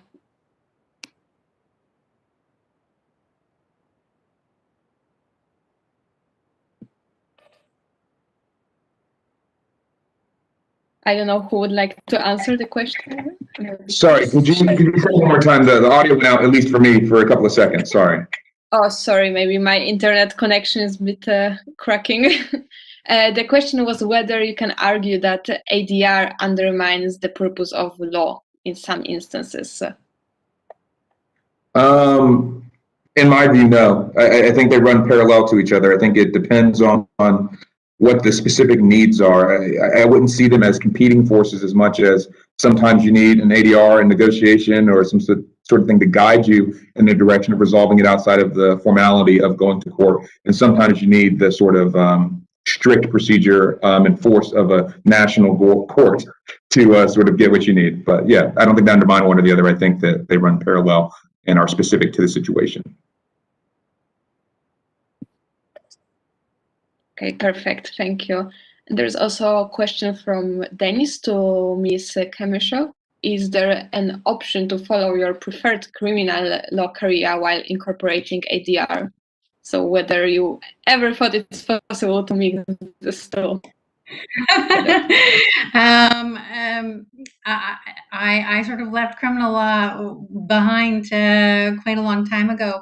I mean, I think in terms of restorative justice in Canada, that's something in terms of mediation, circle sentencing, that type of a thing. You would be able to incorporate it for sure in the criminal context. It's difficult when you have victims, obviously, and perpetrators, but it is something that's coming. And also in the Netherlands in terms of mediations for minor offenses in the criminal context. So I think it is. I think you can combine it.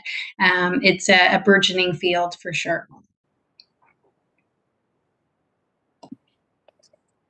Thank you very much. And there's one more question from Noelia. Maybe from Ms. Amanda Lee, it would be the best. What companies would you suggest for a year 2 student to already start internship in the field of ADR?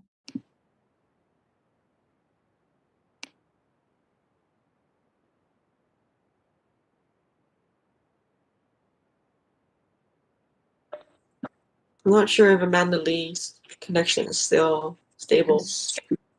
I see there can be some problem. So maybe someone else would like to answer where we can turn as year 2 student to start internship in ADR.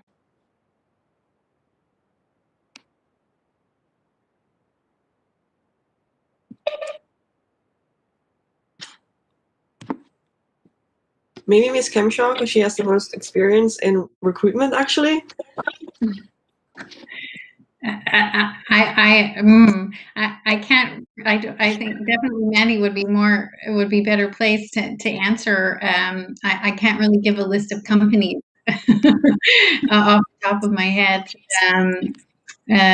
So hopefully Mandy will have her mic fixed. Oh, there she is. Perfect. So I don't know if you had a chance to hear the question, Ms. Lee, but it was whether you have any companies that you could advise year 2 law student to apply to in the ADR field.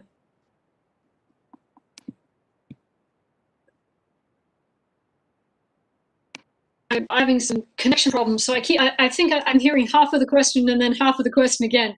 Do I have any companies? And then I heard something about second-year law students. So I'm not 100% sure how the two parts go together, or if I've just managed to go the whole thing. I must confess. My apologies. I seem to be having a connection issue. No problem. We all experience it at some point. The question was whether you have any companies you could advise law students to apply to in the ADR field. But I think we still have the connection problem, so maybe for now we're gonna. I'll jump in. What I would tell you is that if you're looking specifically in the ADR field, most multinational companies have something like that. If you get to know or reach out to if you reach out to the HR department generally, but also if you start to just look specifically for litigation type of folks or ADR folks at those companies, you'll probably find someone. People sometimes reach out to our company, and of course we do those types of things. So maybe first start with finding the companies you're interested in, reach out to them.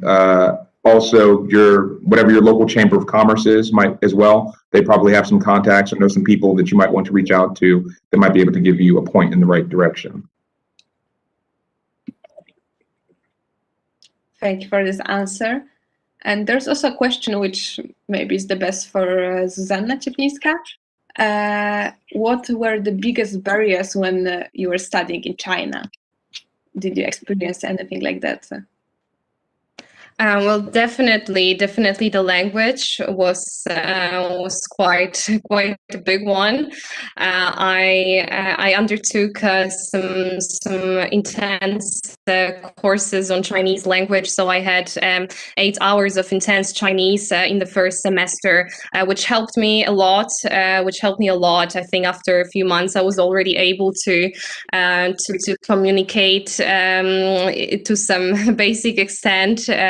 And then I actually got to live with a Chinese family, which was definitely helpful in overcoming this language barrier. And then I think also what was very different from what I know, it was the judicial system in China, and also the lack of three division of powers as we know it. This is a little bit a different situation over there in China. So at first I had to understand how these things work there, and of course they work very, very differently over there. So I would say these two challenges would be the most relevant ones that I could mention. And I would throw in on there probably cultural differences too. There's just a very particular way of doing business in China, or just interacting with your colleagues, or what yes means, but yes in a certain situation may not mean yes. When it's okay to sort of to approach people about certain things, or you have to go to first, relationships. It's a whole thing. There are books on it. There are books, movies, lessons, classes about working in China, but it's great. There's a lot of opportunity. I definitely agree with Chris on that. Yeah, that has to be a very different experience than what we know from Europe. The academic question by Martin, maybe all of you could answer it, is whether if all of you could go back in time to your student times, what advice will you give to yourself for the future career?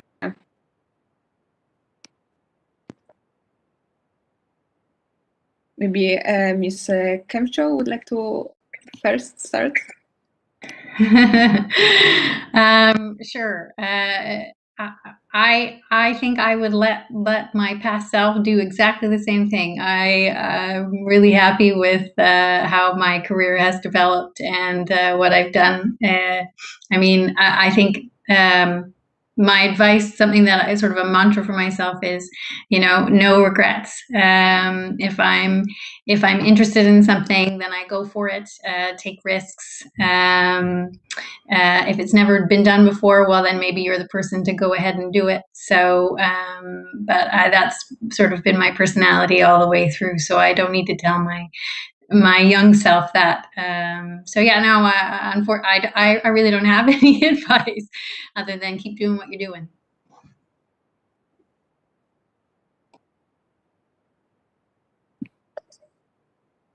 Great. Maybe now Ms. Lee could answer if the connection is back. Hopefully the connection will hold up for us. I would tell my young self so many things. Like when I was young, I was terrified of absolutely everything. I was terrified of public speaking. I was terrified of networking. I was terrified of missing out on time to devote to academic pursuits. So as a result, I didn't take up lots of opportunities that would have been available to me. So if I could go back and do it all again, I would just say to myself, be brave and say yes. And that's what I say to students now. Don't ignore opportunities just because they're not academic opportunities. Make sure that you get involved with those committees, those societies, those organizations. Do things like volunteer for mooting. Make sure that you get involved in student journals and clubs and organizations. If you want to start developing your public speaking skills, plans. 5 or so years into your career, which I've been putting off for. So there are lots of opportunities to completely use the first time, and nowadays, if I want to do something, that's my approach. I just go off and do it. But when I was younger, I was a lot more terrified of opportunities. So people change. I know that we say they don't, but as we get older, people change. And the last thing I will say is learn how to use social media. It's enormously important in this exciting virtual world. It was enormously important in an international field before. So it's not something I would have said to myself in the past because I'm old and we didn't really have social media then. But nowadays, everybody in response. The sky's your limit. I wish you every success.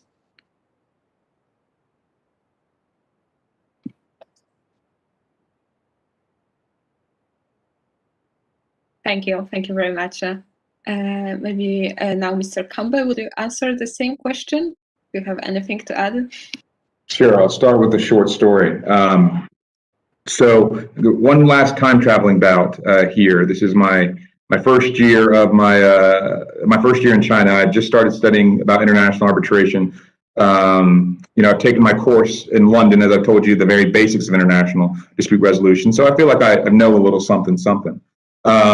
I have been asked by my Chinese classmates at Tsinghua to introduce this professor that they're going to be giving an award to, and the professor says, I'm going to be giving him an award. So I'm sitting next to him at dinner, and we're talking, and he's there to teach, a 1 month or 6 weeks sort of intensive course in international arbitration.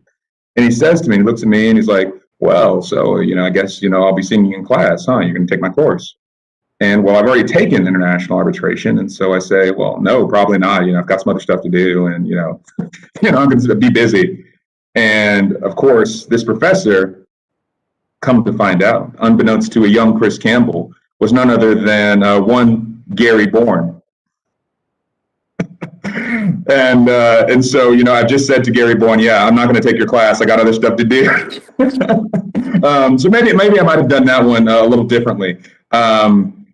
But in a more serious and practical tips sort of way, I think Mandy's tips are great. I think the most important thing that you can realize, in balancing what Mandy has just said, which is to say yes to a lot of things, is to remember that you have time.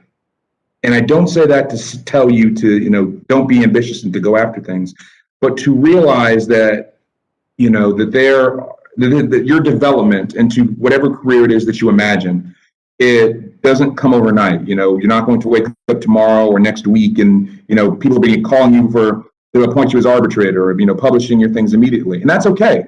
You got to invest time in the process, of really understanding the law, of understanding the business, understanding the fields that you want to go into, because by comparison, there are a ton of people that are doing that exact same thing. They've been doing it for decades, that understand a lot of these things, and you'll be there too. You will.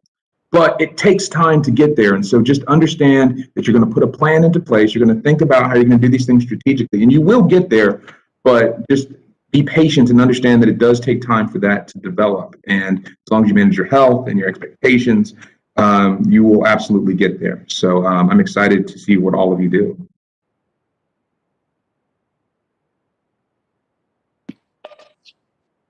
Perfect. I think it's very useful tips for our students who may be gonna consider the career in ADR.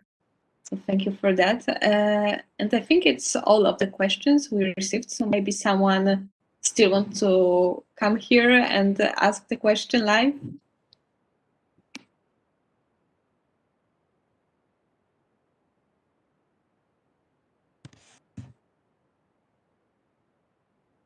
I'm looking also at the clock. And we just talked about the challenges of work-life balance, and we're keeping Chris away from his Thanksgiving dinner. I feel very bad about it. So I think we can wrap up if there are no further questions. And I would like to take the opportunity to thank our speakers for their participation and their great tips for students. It's really fantastic for our students to learn from you and hear your experiences, and it's also fantastic what you're doing.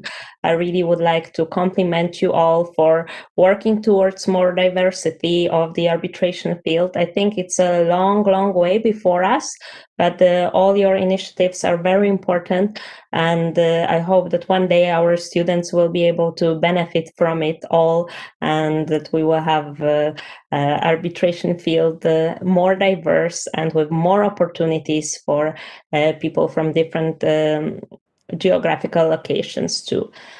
So thank you all again. And thank you very much, Artemis, Marilka, and Hannah for moderating this discussion. Just one thing for students, following the advice from our speakers, don't be afraid to volunteer and do things that may be of interest to you too. Try to build up your CV, and we have a lot of projects for you. So if you would like to join us, and students are developing their projects on multi-level regulation and ADR as we speak, there is a website that you can follow that I included in the chat.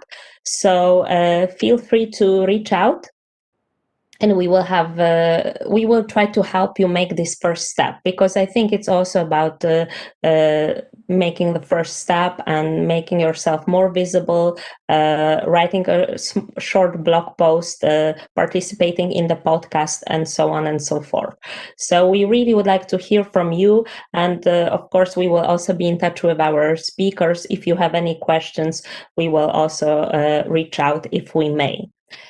For now, again, many thanks, and I wish you all a great evening.